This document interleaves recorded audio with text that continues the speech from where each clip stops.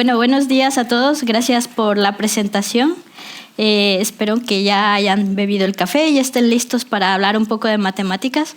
No se preocupen, no vamos a ver teoremas, no vamos a ver ecuaciones, pero sí que vamos a ver principios que se usan en la seguridad informática relacionadas a las matemáticas. Bueno, déjenme empezar presentándome. Mi nombre es Fernanda Andrade, soy desarrolladora en Adium. Este trabajo es el fruto de un año de estudio, de investigación en la Politécnica, trabajando en INDEA, que es el Centro de Investigación de Software.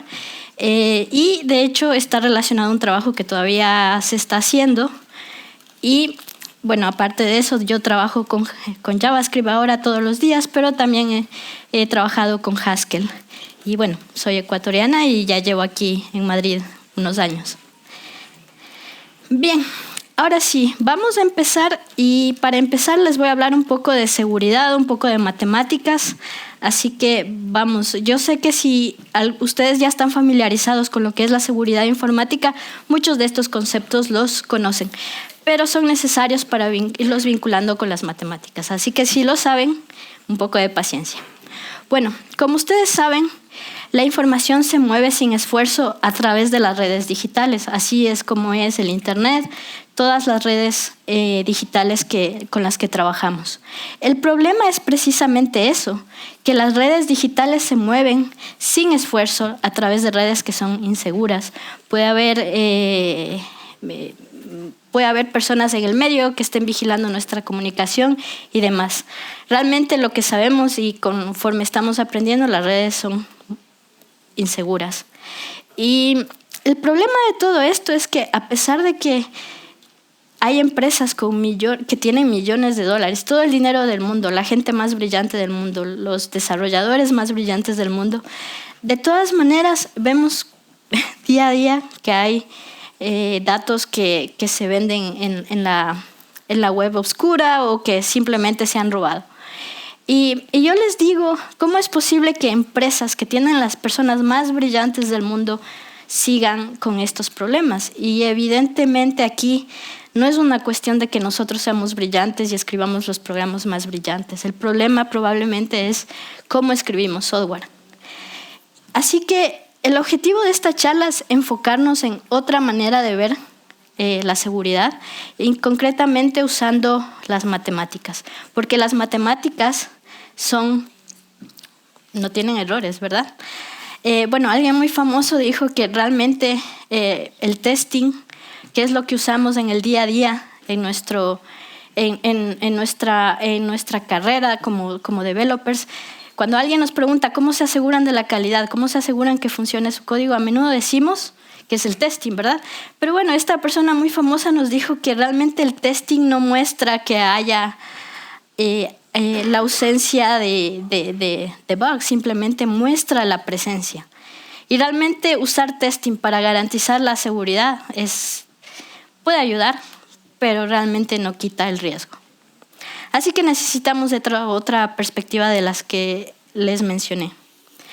Y para hablar de esta nueva perspectiva, empecemos hablando de la seguridad de la información tiene muchos campos, pero lo que quiero centrarme el día de hoy es el control del flujo de la información, IFC, que básicamente se refiere a cómo se rastrea y se restringe el flujo de datos en un sistema.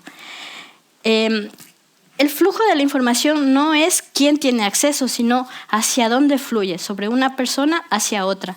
No es sobre quién tiene acceso, es cómo fluye. Eso es un concepto importante sobre el control de flujo. Y para hacer esto, para saber hacia dónde tiene que fluir la información, usamos etiquetas.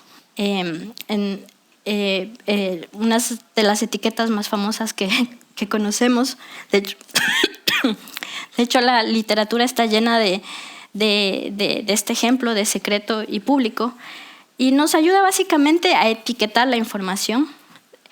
Nos dice que la información como una tarjeta de crédito es privada y por tanto debe ser manejada con mucho más cuidado, mientras que, por ejemplo, el clima es algo público. Ahora bien, Estas etiquetas son las bases para definir políticas de seguridad en este control de flujo. Y aquí vamos a hablar un poco de esto. Suena un poco sencillo y lógico, pero bueno, cuando hablamos un poco de matemática hay que empezar un poco por estas cosas básicas y luego nos transportamos a las matemáticas.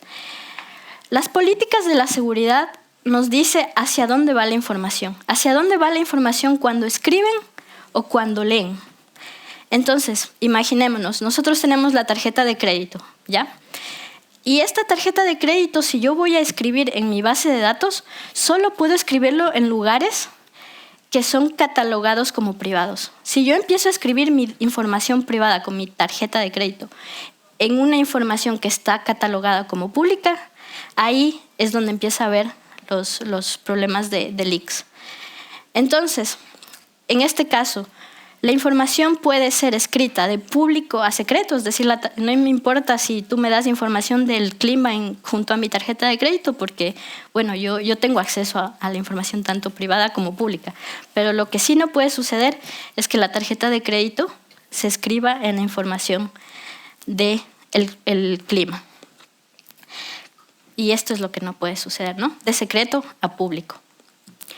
Ahora bien, esto suena realmente lógico y a lo mejor con el mismo compilador podemos escribir una lógica fácil para esto, pero en la vida real tenemos muchas más etiquetas, muchos más jerarquías de quién lee, quién escribe, y ahí se complica.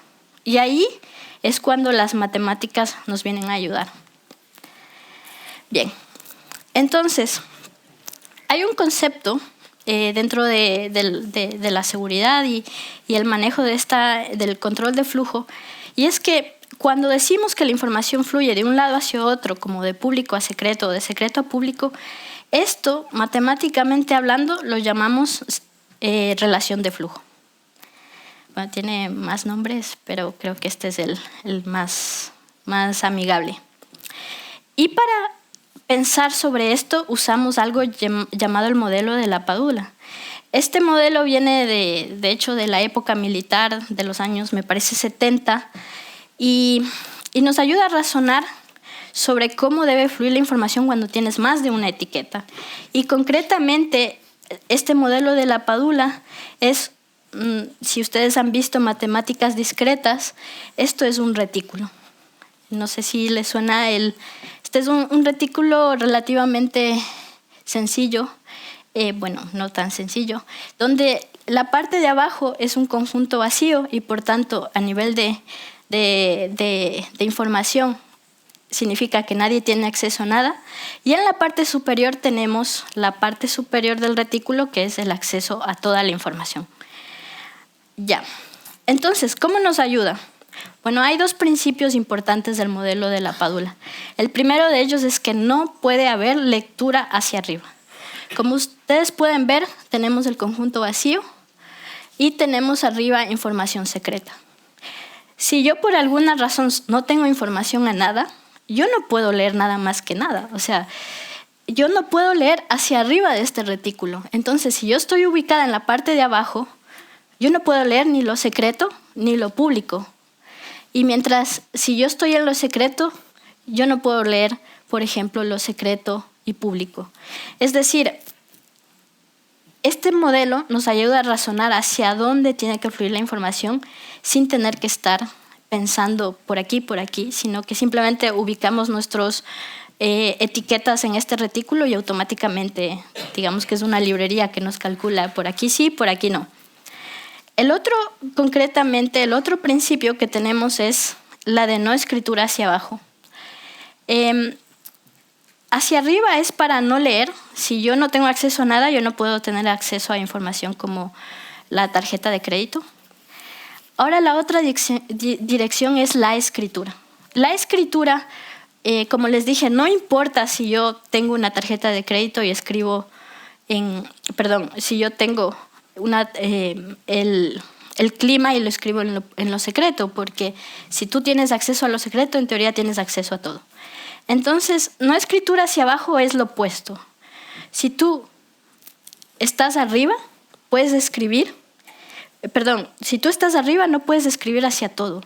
tienes que tener cuidado, porque en el momento que mezclas lo confidencial con lo secreto con lo público, empieza a haber problemas. Y estos dos principios son las bases del modelo de la Padula. Como pueden ver, aquí abajo, bueno, esta es una representación un poco más sencilla de básicamente lo que dice este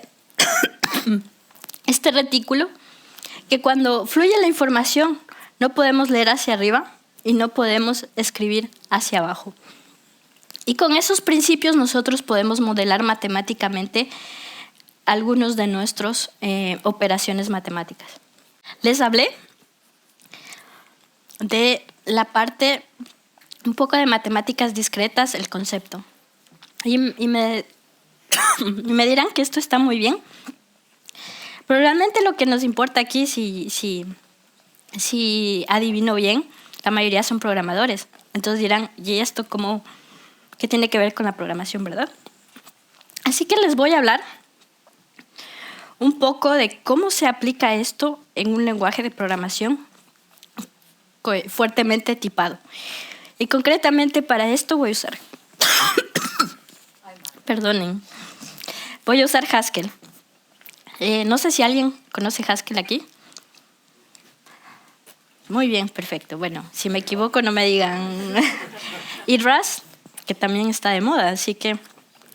bueno, de hecho esto incluso creo que lo podríamos hacer en TypeScript, pero no he indagado mucho, así que vamos con Haskell. Este retículo en Haskell, ¿por qué hablo de lenguajes fuertemente tipados? Porque esos principios de los que les hablé antes lo podemos poner en nuestro programa a nivel de compilador. Y esto es poderoso. ¿Qué quiere decir? Que yo puedo programar esta lógica a nivel de compilador, que mi compilador va a definir que mi información en mi sistema fluya de forma adecuada. No va a ser yo quien razone, sino el compilador. Si yo en algún momento en mi programa algo mal, el compilador me va a decir, no, eso no está mal. Que es la razón por la que usamos TypeScript, ¿verdad? Pues lo mismo, pero para la seguridad. Ahora bien, aquí he usado un retículo mucho más sencillo, un retículo de 2 puntos, en el que la información fluye de público a secreto. Ese símbolo de ahí, en la literatura se llama flow to, pero le vamos a decir que es el operador que fluye. Y como les dije, la información en este caso, en este retículo, fluye de público a secreto. En Haskell tenemos algo que se llama los abstract data types, que nos permite definir precisamente estos puntos o estas etiquetas de público secreto. Luego, esto nos permite crear una relación de orden a nivel de compilador. Nosotros usamos algo que se llaman type classes para definir las relaciones en Haskell. Y de hecho, podemos definir este operador que fluye a nivel de compilador. Y bueno, esto es un poco pseudo Haskell porque realmente no hay ese símbolo así como tal, pero ustedes pueden definir que todas las instancias de público a público se comporten de esta manera. Y usando el compilador podemos definir que la información vaya de secreto a secreto, de público a secreto y de público a público. Ahora bien, ¿cómo se ve esto cuando estamos etiquetando datos? Bueno, pues seguimos usando los data types. Y esta vez vamos a crear un new type, que es la información etiquetada. Y tiene 2 puntos principales. Tiene una etiqueta y tiene un valor. Todos nuestros datos que vayan a fluir en nuestro sistema van a tener ya sea la etiqueta y el valor. Toda la información tiene estos 2 puntos. No puede existir en nuestro sistema información que no tenga esta etiqueta y este valor. Y se define así. La etiqueta puede ser secreto público o el valor puede ser cualquiera, ¿no? Puede ser un string o puede ser un número. Y así es como podemos definir información. Por ejemplo, la tarjeta de crédito está etiquetada como secreto. Y y el clima está etiquetado como público, ¿ya? Entonces piensen esto también, si ustedes usan Rust, usan TypeScript, podemos hacer cosas así. Podemos etiquetar la información, ya sea poniéndole un interfaz o algo de eso. Pero esto es lo poderoso, porque cuando tú tienes información de este tipo, tú puedes crear computaciones seguras, computaciones que aseguren que la información fluye respetando estas relaciones que les dije antes. Estas relaciones. Bien. Entonces, antes les dije que hay dos principios principales en la relación de flujo, y es la escritura y lectura. Entonces, usando estas etiquetas, procedemos a escribir y a leer, respetando los principios que les dije antes. Y esto se hace a través de algo que se llaman computaciones seguras. En Haskell tienen un nombre curioso, bueno, no en Haskell, realmente en varios lenguajes, que se llaman mónadas. No voy a indagar qué son mónadas, pero básicamente mónada es una operación, una computación. Una computación, dígase leer o escribir, ¿ya? Estas operaciones seguras tienen la particularidad que encapsula la información de tal manera que tú no puedes ir en contra de los principios que hablé antes. Entonces, por ejemplo, esta es una mónada, de hecho, de una librería que existe que se llama Mac, que tiene 2 puntos, como les dije antes.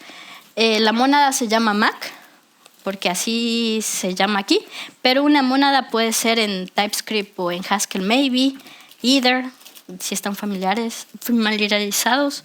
De hecho, un promise, en cierta manera puede ser una mónada. Entonces, esta mónada encapsula las acciones que preservan la privacidad y también tiene, obviamente, ya la información sensible. Bien. Un poco... Perdonen. Esto que les dije es el principio usado en varias librerías.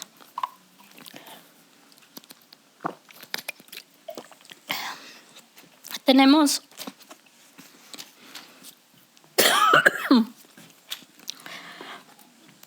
estas librerías que a lo mejor en Haskell las conocen, que se llama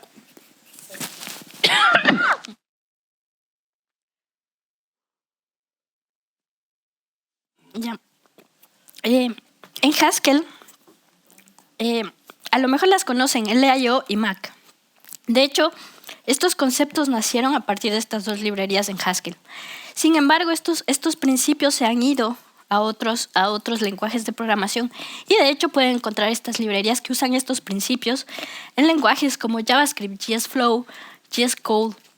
De hecho, Java, me parece que es esta GIF, usan estos principios de etiquetados de datos y usan el modelo de la padula para definir la información cómo fluye. Así que básicamente ustedes no tienen que pensar en retículos, ni tienen que pensar en que si fluye para arriba o hacia abajo. Realmente solo tienen que usar estas librerías. Y aquí es donde hablamos de métodos formales. Bien, estas librerías se consideran formalizadas formalmente, o sea, formalizadas matemáticamente. Y para seguir con la charla, quiero hablar de lo que significa métodos formales. ¿Alguien de ustedes está familiarizado con ese concepto? Ya. Bueno, los métodos formales parten de una especificación formal. ¿Qué es una especificación formal? Pues es una descripción matemática de un comportamiento. Por ejemplo, A mayor que B, B menor que C. Eso es una descripción matemática. En el ejemplo de los retículos, yo puedo decir algo elegante como lo siguiente, porque me parece elegante. Para todo usuario, si el usuario intenta leer un documento, el nivel de seguridad del documento debe ser menor o igual al nivel de seguridad del usuario. Suena elegante, como les dije. Y de hecho se puede traducir con esta expresión matemática. Ya. Entonces, esto que les estoy diciendo es una descripción matemática. Esto es una especificación formal. Es matemáticamente representar cómo funciona mi sistema. Y lo curioso de esto es que yo puedo partir de estos comportamientos para implementar algo en programación. Y como yo tengo la especificación formal, las puedo verificar. De hecho, puedo yo decir, esta librería o este programa se adhiere a lo que yo escribí de forma matemática. Y de hecho, las librerías que les mencioné antes, algunas tienen una verificación formal. Hay muchas formas de hablar de métodos formales. Matemáticamente hablando, tenemos las demostraciones, pero también en el día a día ustedes habrán usado cosas como pruebas de propiedad con TS-FAST, TS-CHECK me parece, o FAST, bueno, no me acuerdo el nombre, verificación de modelos y tipos, pero bueno, esto lo vemos luego. Este es un gráfico que encontré en un paper que me gusta mucho, y básicamente lo que tienen que pensar es que para que un sistema sea súper seguro y no salga y sus datos no sean explotados, necesitan, si realmente van en serio o su sistema depende de eso, vidas humanas, realmente necesitan algo como la verificación formal. No existe nada más que garantice que su sistema es correcto. Solo la verificación formal. Pero bueno, en un mundo ideal, todo el mundo usaría algo como verificación formal, pero no es así. ¿Por qué? Porque este es un gráfico que relaciona el costo o sea, cuánto esfuerzo toma versus qué tantos bugs se encuentra. Y realmente lo más poderoso es la verificación, esta descripción matemática de nuestros sistemas. Pero el problema es que el esfuerzo de hacer eso quizás requiere varios doctorados para lograr quizás describir matemáticamente un sistema. Así que en la vida real quizás no es tan pragmático. Entonces, hoy la principal razón por la que vengo aquí es para decirles que si bien no podemos usar quizás las matemáticas para quitar todos los bugs, sí que podemos encontrar algo intermedio. Y ahí es donde vienen otras técnicas. Por ejemplo, por ahí dice Haskell, usar tipos que nos permiten, de hecho, describir en nuestro compilador. También tenemos algo que se llama pruebas de propiedad, que son un tipo de pruebas que nos ayudan a identificar bugs. Y por otro lado también tenemos tipos como unit testing y tal. Lo curioso de este gráfico es que pone unit testing como que encuentra pocos bugs versus algo tan poderoso como las pruebas de propiedad. Pero bueno, claro, depende del tipo de unit testing. Si tiene 1000 mocks probablemente no encuentra ningún. Entonces, volviendo a la verificación formal, les digo, estas herramientas de las que les hablé antes, todas estas tienen una descripción matemática y todas estas, hay un paper por ahí, hay varios doctorados que se han hecho para verificarlos y decir que esto deben usarlo y que es la única forma de que su información fluya y sea correcta. El problema es que, más allá de que se ha investigado varios años, una de estas librerías, solo desarrollarlo, y de hecho no son más de 500 líneas de código, solo hacer la librería y comprobar matemáticamente que funcione, toma casi un año.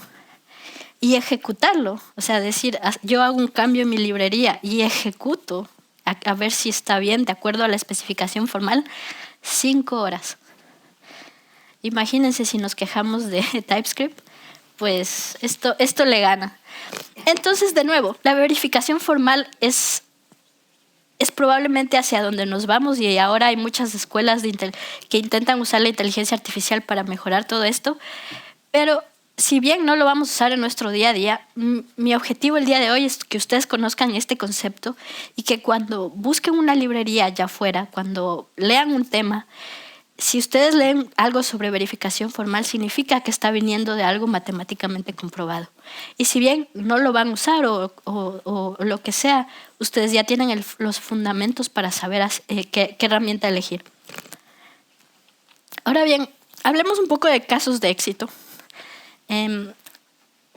Cuando hablamos de sistemas matemáticamente definidos y comprobados que no tienen error, realmente no existe un sistema que se pueda comprobar matemáticamente al 100%. Porque un sistema informático tiene tantas opciones, tantos posibles estados, que comprobar matemáticamente que sea correcto realmente no existe. Pero sí que se pueden comprobar puntos críticos de un sistema.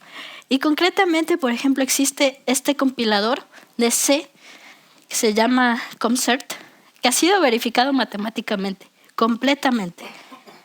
Y bueno, a lo mejor este es el compilador. De hecho, este es el compilador que lo usan máquinas que se usan para cuestiones médicas o incluso para viajes espaciales.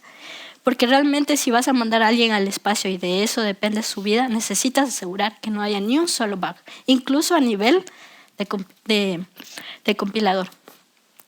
Pero bueno, eso en casos más extremos. Ahora, en casos menos extremos, un muy conocido es Amazon. Amazon ha usado métodos formales, esto es curioso, para asegurar que la forma en que lee y escribe usando los buckets de S3 sea correcto. Como ustedes saben, son sistemas distribuidos que tienen muchísimos nodos y asegurar que haya consistencia en esa lectura y escritura es muy complicado. Y la forma en que lo han hecho ellos es a través de métodos formales. Ellos no lo hicieron matemáticamente definiendo todo, ellos usaron unas técnicas parecidas, pero es otro ejemplo de alguien que usa métodos formales en la industria. Ahora bien, si nos queremos alejar de las partes totalmente matemática de estar definiendo si A es mayor que B o B menor que C, hay algo que sí podemos usar hoy y que podemos usarlo ya y que de hecho nos va a dar muchos beneficios y son las pruebas de propiedad. Las pruebas de propiedad, a diferencia del testing, en el testing nosotros definimos un escenario. Por ejemplo, si el usuario entra a esta página, tiene que suceder esto. Ya, si su test no dice el escenario, no van a encontrar un bug ahí. Las pruebas de propiedad son poderosas porque ustedes solo definen la propiedad que tiene que cumplir la prueba.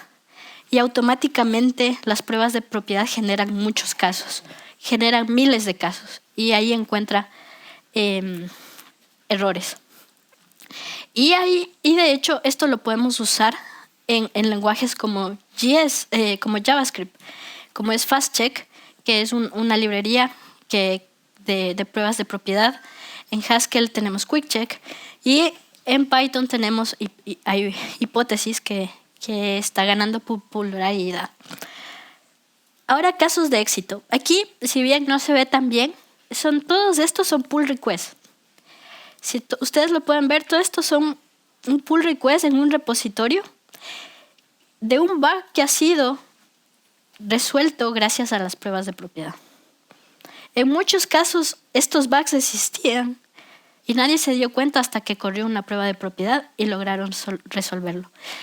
Y de nuevo, métodos formales, cuando les hablo de matemáticas, suena a que eso solo lo usa la NASA, pero estamos hablando concretamente de React, de Jest, que son librerías que usan en el día a día y que de hecho ya resuelven bugs con pruebas de propiedad. No voy a hablar a fondo de pruebas de propiedad, pero si les pica el gusanito, que es el objetivo, pues ya váyanse a FastCheck o hipótesis y tienen muy buenos tutoriales.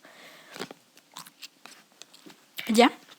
Así que eso es lo que he venido a decirles hoy. He venido a evangelizar sobre los métodos formales, las matemáticas, pero sobre todo a estar abiertos a otras perspectivas. Y los métodos formales son procesos rigurosos que cuestan mucho esfuerzo y probablemente necesiten contratar a alguien de un doctorado para hacerlo. pero si es algo crítico lo que ustedes hacen, vale la pena. De nuevo, no tiene que ser todo un sistema, sino aquello que es crítico. Hay métodos formales que toman mucho esfuerzo y dan muchos resultados, pero también hay métodos formales más ligeros, más fáciles de usar, como las pruebas de propiedad. En estos últimos años han salido, gracias a la academia, muchas herramientas formalmente verificadas. Les hablé de ComServe, bueno, esta no es tan nueva, pero todas estas librerías que les hablé para el flujo de información han sido formalmente verificadas. Eso quiere decir que ustedes como desarrolladores, cuando busquen la próxima librería, el próximo framework para desarrollar un sistema, pueden echarle un ojo a aquello que está formalmente verificado. Y lo cuarto, que creo que es de hecho la parte de este track, las tecnologías emergentes. Y es que todas estas tecnologías de las que he hablado, todo esto se sigue analizando en la academia. Este retículo de la Padula existía en los años 70. Nació este concepto en los años 70 y muchos sistemas, muchas cosas se hicieron en los años 70, 80 usando este modelo. Pero no fue hasta hace unos 10, 15 años que empezamos a ver las primeras librerías que de hecho transforman eso a matemáticas y lo usan en el compilador. Y de eso se trata la informática, de usar esos conceptos e irlos aplicando. Ahora la gente en la academia está muy contenta con la inteligencia artificial porque ya están encontrando maneras de impulsar este tipo de investigación. Así que estén atentos, no solo sigan sus newsletters de TypeScript, no es Facebook, de React, sino también, quién sabe, suscríbanse a los grupos de investigación del MIT y tal, que siempre tienen ideas locas, y no depende de ellos tanto el que salgan esas ideas, depende de gente curiosa como nosotros, programadores, que ven esos conceptos e intentan verle el campo en el día a día. Porque el problema de la academia es que los doctores, las personas en la academia no tienen tanta experiencia como nosotros, y es ahí donde nosotros no solo aprendemos, sino que podemos dar input para que esto se adopte. Y como algo curioso, todos estos conceptos los investigué durante mi máster y algunas de estas cosas los aplicamos en algunas librerías de la empresa en la que trabajaba en ese momento. Encontramos uno que otro bug, pero lo más importante fue aprender. Así que gracias y espero que les haya gustado. No sé si tienen dudas. Laura Ramos pregunta, cuando hablas sobre verificación formal, ¿es equivalente a la expresión en lógica formal del método programa completo? Sí. La especificación formal, si ustedes han estudiado matemáticas discretas, hay una parte de lógica que nace de ahí, ¿no? de la lógica formal. Esa es la base. Bueno, no tengo aquí mi computadora, pero básicamente estas descripciones matemáticas de las que hablo cuando vas ya a la academia y lees los papers, básicamente es lógica. ¿Hay alguna librería como FastCheck en Java o alguna forma de hacer pruebas de propiedad en Java? Bueno, como yo uso más JavaScript y Python, sé estas dos, pero realmente en Java sé que existen librerías verificadas como este GIF, pero no sé, yo creo que sí existe porque en los últimos años se ha hecho muy popular, pero realmente no la conozco porque no uso Java.